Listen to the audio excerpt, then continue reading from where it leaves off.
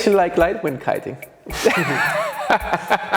Well, I guess you changed my mind a little bit. Really? I do? Slightly. Okay. Well, I remember you calling me up sometimes and being like, oh yeah, so let's come to Langebaan or wherever we're going to test usually. And I'm looking at the forecast thinking, No way.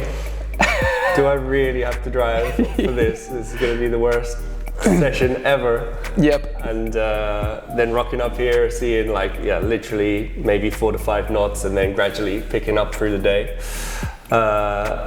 But then when finally I get the kite up in the air, I was actually very surprised. But that's the point. So let's talk about the Thrive LiteX, the latest creation of what we call the benchmark we claim for when it comes to light wind kiting in general.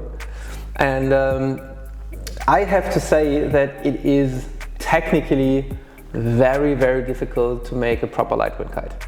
Yeah. And especially to satisfy Mr. Hadlow. By the way, the other day he just made, 360 handle pass? Yeah. In 8 knots of wind over a kicker? Little flat free. And I mean, I think that's the point of the kite, is just to be able to make the most of the conditions, yeah. right? So, yeah, it's very difficult to create the right balance of everything, but when it comes together, like the main thing is to open up the range of kiteboarding and to have fun at whatever level you are at and just make the most fun of what is fun for you. Yeah. And that day for me it was like I could get going, I could get planing, I could stay upwind super easy. It was literally like 8 knots but with some little kickers. Yeah, I just had to unhook and I could use the kickers to do like some cool freestyle tricks. I couldn't believe my eyes basically, but then he did it again and I was like, okay, that's for real. Yeah, exactly. So really good fun. No, but the point is, and I really have to get this across, like creating from the designer's point of view, from my direction, creating such a light wind kite is definitely something very challenging. Because you're fighting against physics full on. You have to create a kite which is as light as ever possible, but of course it also has to have the correct or the right durability. For the very first time we are now introducing the lightest canopy material ever used on a serial production kite, which is 35 grams per square meter. That's roughly 7 grams lighter than every other, or let's say the lightest materials we are, for example, using for the Thrive or for the Peak. So that is one component, definitely reducing the weight. But it's not only about reducing the weight, it's more about enhancing the handling side of it. Yeah, so because if it flies great in a straight line, then it still would not make any fun, and you only go to the water if it actually does make fun. So the handling is definitely something which is or has been on top of the priority list, I would say. Yeah, definitely.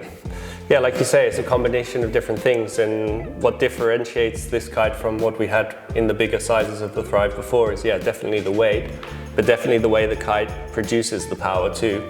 So it's nimble and agile, but at a certain point you just catch the apparent wind and then you're just flying along, you know, and I literally pull in, the bar pressure is really easy, it's very light, the steering pressure is light, but once you get that apparent wind and you're up planing, you just literally keep the bar in, the trim is like just perfect and you're just cruising along, you know, and if you feel 1 or 2 knots, you feel that already in the amount of power you gain and the amount of speed you gain. And once you're planing, yeah, the kite sits in a certain position in the window which just allows you to really go. So I think it's the low end that is really, yeah, exceptional. Well, I put a lot of emphasis on light steering pressure. Because ultimately, if you have to work the kite and if it's really light, then you do have to work the kite, 100%. If you want to, for example, if you want to take off on a hydrofoil, it's very important that you have this very nice, consistent, round loop which hooks you up and brings you to the board. And this is something what I really thought is the key and also the biggest differentiation between the Thrive 15-17 square meter from the past and the LiteX at the moment. Yeah. Yeah, the way it turns to also get up on the board, yeah, to get up on the foil or even on the twin tip, like the way you generate that speed to then get up and then get that plane in. And once you have the plane in, the kite sits in a nice position and it goes from there. And yeah, you can like loop it like the figure 8, the way you loop, you know, to loop a 17. In the past, people think, oh, it's way too big, you cannot even make a loop maybe. But with this one, yeah, it really turns, you can put it into the right position, really drive it through the wind window, low down and wherever you want it. And that gives you that power to get up. And then once you get the kite into the right position for, yeah, just gaining apparent wind, then you're just totally cruising and easy. And that's what I found like insane, is that even if you go through a lull of a couple of knots, you're able just to keep that momentum. The kite kind of moves back, it keeps pulling, you don't lose too much downwind, and then you hit like the extra, I mean, it's crazy to talk about 2-3 knots, like how much you feel that better. The 2-3 knots come through, you get that extra little gust, and then boom, you're back off again, and can really still shoot the kite far into the window. And yeah, it's just like, it's quite a unique sensation to be out in such light wind and actually be able to have fun with that. But saying that, Aaron, have you been riding your 128 boot combination from back in the old days out of the garage? Or there's something else we have to talk about, the board. Yeah, which is very important, because as I always say in all my sentences, is that if you have a sports car, you develop the tires first. And here we did the same thing as we have been doing for the Peak. And the Peak we developed in combination, or we developed it together with the board, the Ascent. And for the very first time, we're also introducing a dedicated light wind board. Yeah, and that's the whole package as well. Yeah, like we try to do with everything, and that's something unique for us because we've always been working on kites and then just kind of given the board to work around. Whereas now we can actually pull performance from both, put them together, and then each one complements each other.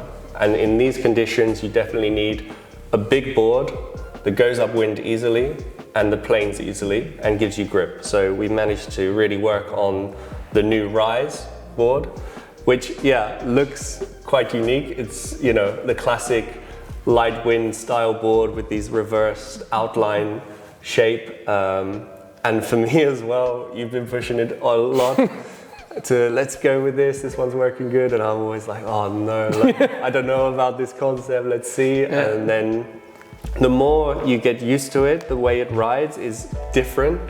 When you have this kind of, you know, rounded outline, you have a lot of carve. That's what we tried to do with the Ascent. You can really carve the board into the wind, whereas this is a bit the opposite. It just tracks, it goes in a straight line, upwind. And then the more you ride it and learn how to ride it, then actually you're able to jump, you're able to make it do some maneuvers. I was able to do a handle pass on it somehow, but it worked. Multiple times now, basically. Aaron came back from the board and said, like, that is so knee-friendly. Yeah, because that's the thing also now, like the big board, it acts quite like a spring. So no knee brace required for that board, and it's very important for us and for you to understand what we are trying to do. There is like a certain ideal speed of the kite, which is the moment where you're starting to be very efficient, especially when it goes to upwind ability. The board has been developed to, let's say, to ensure two variables. First of all, that when you jump on it, that the board tells or guides you in the right direction. It's like an automated functionality of making sure that you're going upwind. Because this is something which is misleading in super light winds, and of course would be completely kill the fun, if you could ride but couldn't go upwind. So that is definitely the most important, being able to go upwind effortless, automatically, without really thinking about it. And then the second one is to make it as playful as possible. Of course, there are certain limitations to the sheer size of it, but the way we put the rocker, the fins and the stands together, I would claim that it is still easy to handle and still enough fun for even Mr. Hadlow. I always enjoyed it. I have to say I like these light wind conditions a lot, because it gives you just this extra time on the water, and especially you're literally by yourself. Yeah, definitely. I mean, I had sessions out here with next to nobody on the water. It was incredible. Well, with nobody on the water. Literally no one else but me, which was cool. But yeah, the board basically, we features a few technical things that are a bit unique. You know, it has like this reversed kind of arc on the heel side and toe side, which is giving you this upwind ability. You know, it kind of just sits, tracks, and goes in that one direction. So that's the one thing. We also played a lot with the stance. So actually we ended up going with quite a narrow stance. And this is also set over to the heel side a little bit more. So of course in the lighter winds, it's all about getting up. This centralizes the center of gravity to the center of the board, which keeps you planing for longer through the lulls. And then lastly, it was about having also grip in this board and comfort.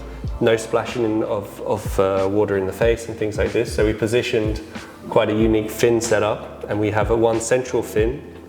So instead of being on the toe side, it's actually in the center of the board, and this is quite a big board. And it's a big fin in the center. Fin, yeah.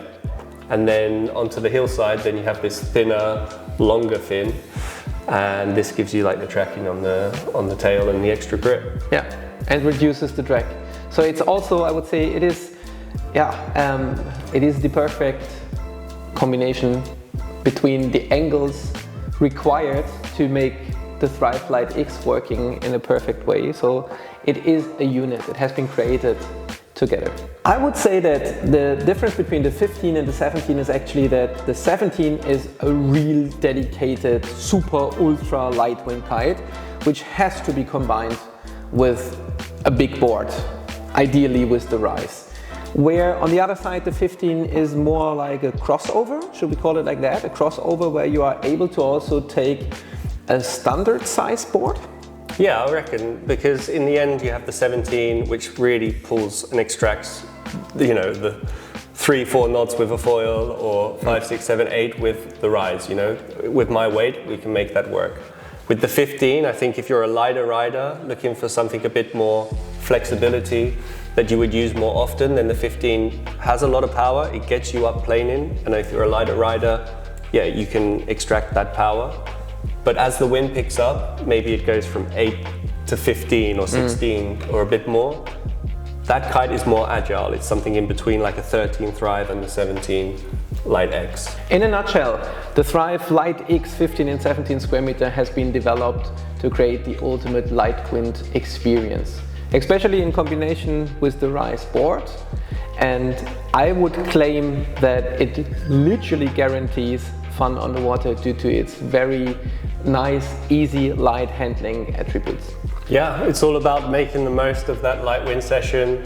Opens up the space in which you can go kiting and the times you can go kiting, which is amazing. So whatever level you're at, you're able to get on the water earlier and then have more fun sooner.